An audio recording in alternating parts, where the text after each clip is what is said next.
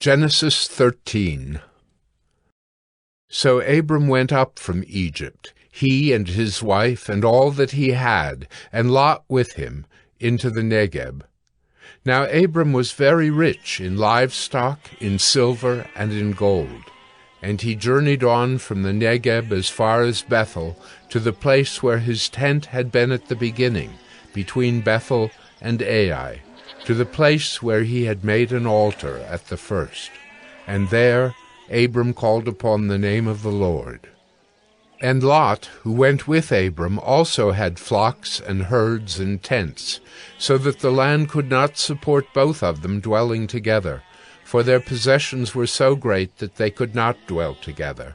And there was strife between the herdsmen of Abram's livestock and the herdsmen of Lot's livestock. At that time the Canaanites and the Perizzites were dwelling in the land. Then Abram said to Lot, "Let there be no strife between you and me, and between your herdsmen and my herdsmen, for we are kinsmen. Is not the whole land before you? Separate yourself from me.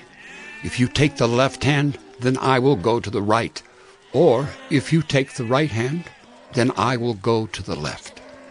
And Lot lifted up his eyes, and saw that the Jordan valley was well watered everywhere, like the garden of the Lord, like the land of Egypt, in the direction of Zoar. This was before the Lord destroyed Sodom and Gomorrah. So Lot chose for himself all the Jordan valley, and Lot journeyed east. Thus they separated from each other. Abram settled in the land of Canaan, while Lot settled among the cities of the valley, and moved his tent as far as Sodom. Now the men of Sodom were wicked, great sinners against the Lord. The Lord said to Abram, after Lot had separated from him, "Lift up your eyes and look from the place where you are, northward and southward and eastward and westward. For all the land that you see I will give to you and to your offspring forever.